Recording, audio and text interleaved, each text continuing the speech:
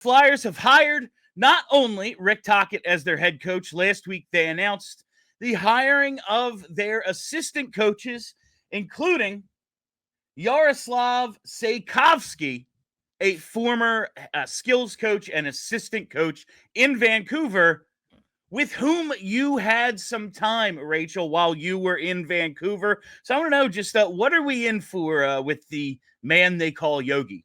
Yeah, so it's extremely funny that he came to Philadelphia and immediately anglified his name because he was like, no one in Pennsylvania can pronounce my actual name. But yeah, nobody calls him Yaroslav. It's Yogi, and you actually say his name Svejkovsky. See, Which that's is what I thought, and Charlie told me it's Svejkovsky.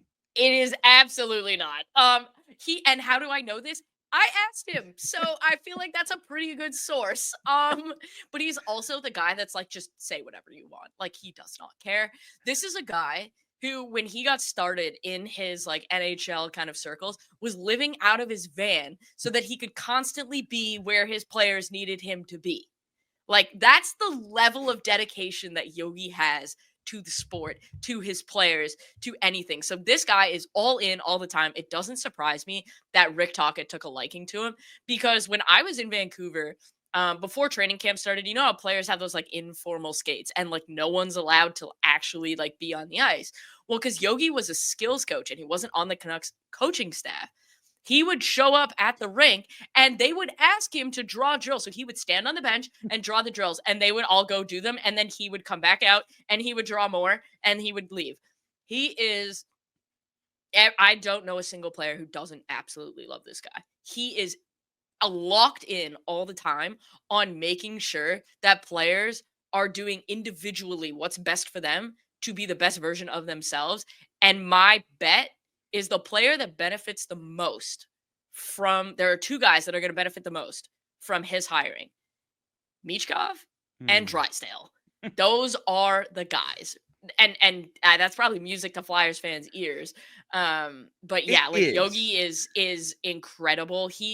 The way he looks at talent, the way he looks at developing young talent. That's why he was a skills coach, is because he's so good at development.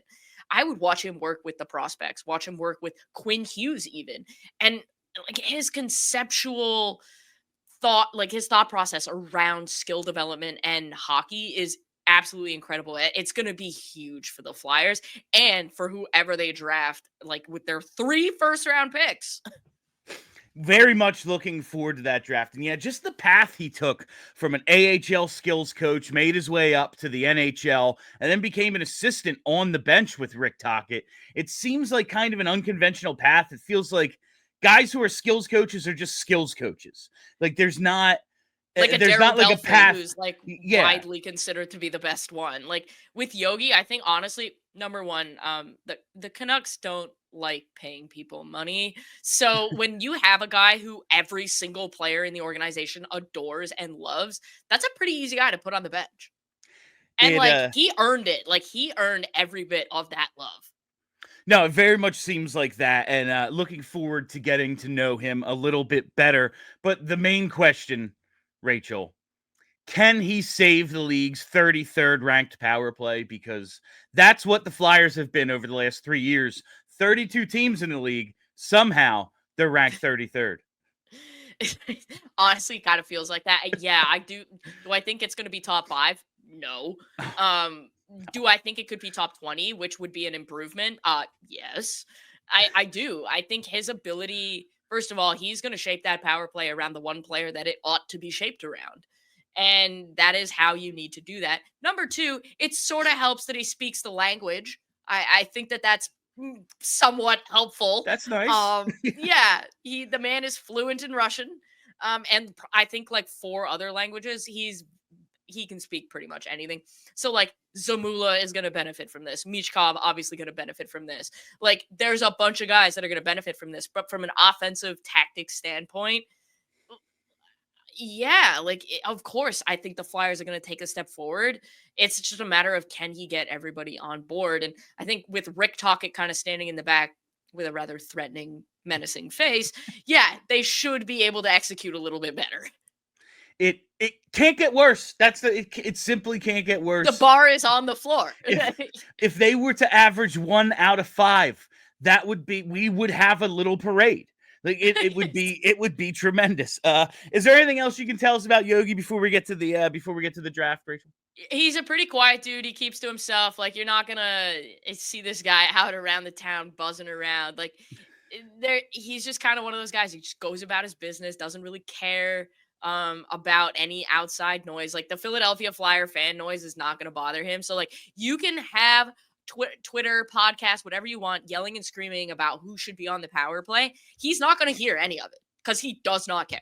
Like, outstanding. Listen, I don't want someone to care what I think about because I'm insane.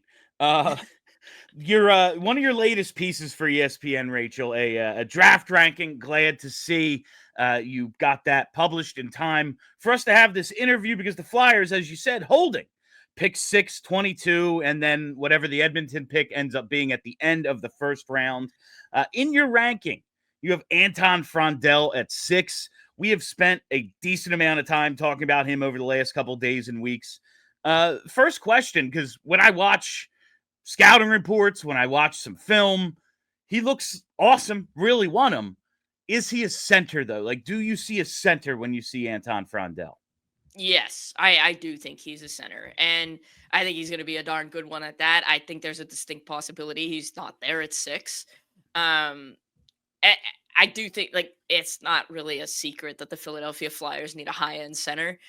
They're lucky to be drafting at a point where there's a number of guys. There's Caleb Denoyer, there's Anton Frondell, there's Roger McQueen, who would be like a kind of a home run swing. Jake O'Brien's another one. I think that there's a significant amount of talent there that they're going to have to choose from. And my goodness, potentially James Higgins if he inexplicably falls to the Flyers. But there is no excuse for them not to draft a center at this point. And a guy who can play on the top line. Like, my model has Frondell projected to be a first line center.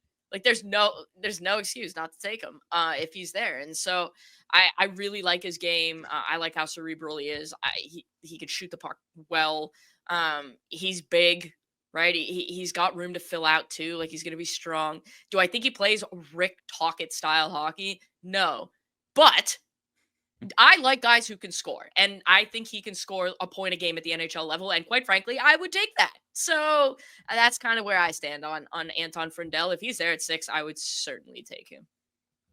What would you say the best and worst case scenarios are for the Flyers at 6? Because me personally, I'm going into this draft thinking they're taking Brady Martin, and if they don't, everything else is gravy. Like, oh, it doesn't matter who they take because I think it's going to be Martin. And when it's not, cool, well done. We got a player. What do you think the best and worst cases are? The best case scenario is Higgins. He shouldn't get past 3, maybe 4.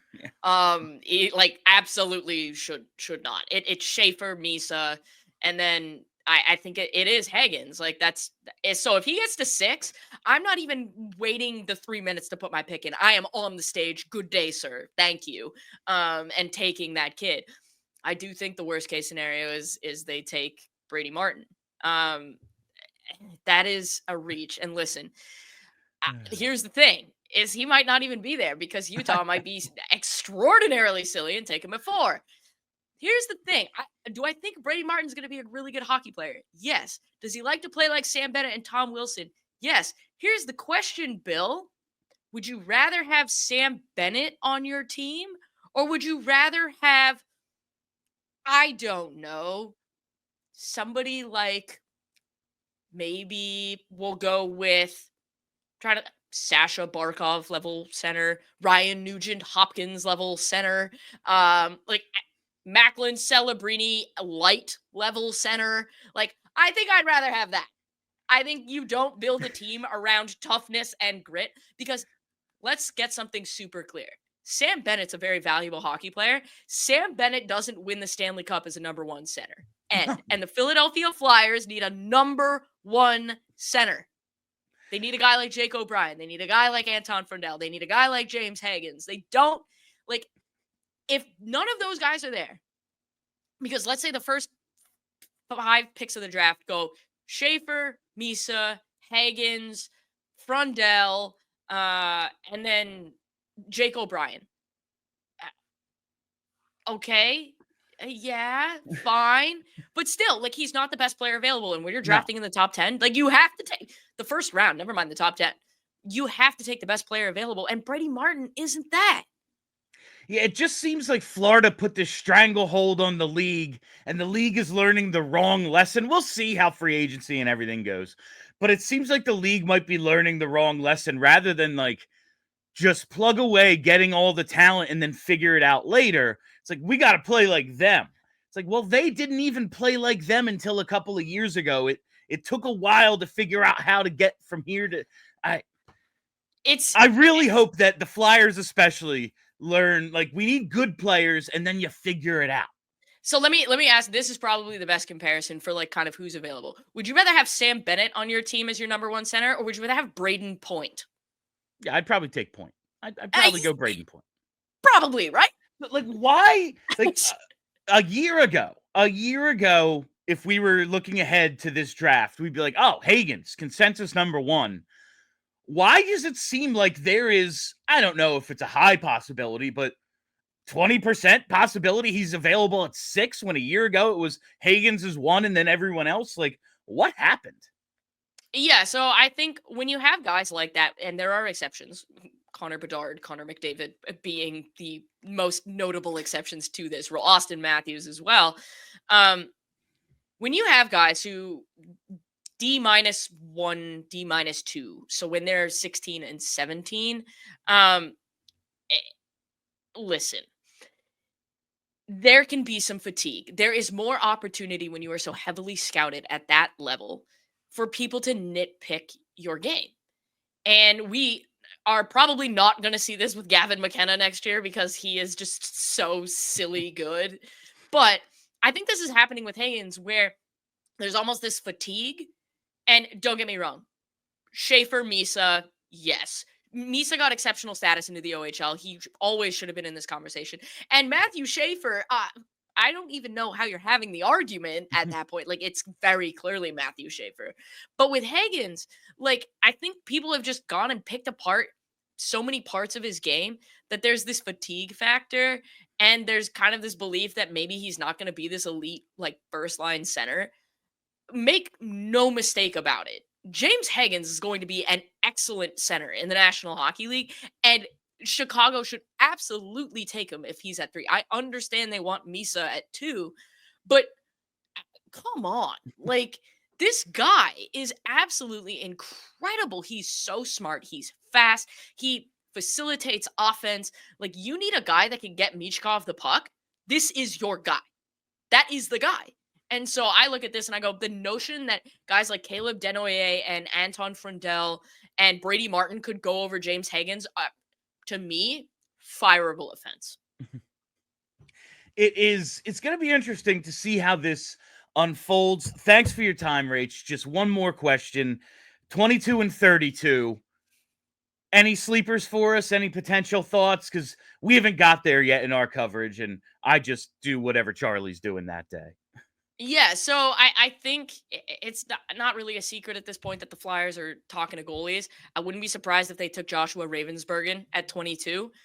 This guy has all the potential in the world to be a number 1 goalie. Like, he's legit. His numbers project very well. So I do think we could see that. One of the kids that I like that I think could jump up here is Riker Lee. He's kind of one of those boomer bust picks, but when you have 3 first-round picks, you can afford to take that swing. And let me tell you, Bill, if this guy hits, we're talking about a first-line player. And if you're getting a first-line scoring player at 32, I feel like you need to be pretty happy about that. Yeah, I'd be happy with any good players at all times, but it would be great if they could really maximize these picks. All right, thank you very much, Rachel. Tell the people where to find your stuff. Yeah, you can go to betalytics.com, get 50% off for the summer using the code SUMMERSALE. We do projections. We're launching a mobile app in the fall for football, so that's going to be a ton of fun. And it's just all projections, so it just helps you with betting. We tell you not to take parlays or anything like that. ESPN, there's going to be a ton of draft coverage coming up, so You can find me there. And then the last episode of the season for Puck Social will be out in the next couple weeks. So that's where you find me there. So those are the spots. And the draft's going to be fun. So I can't wait.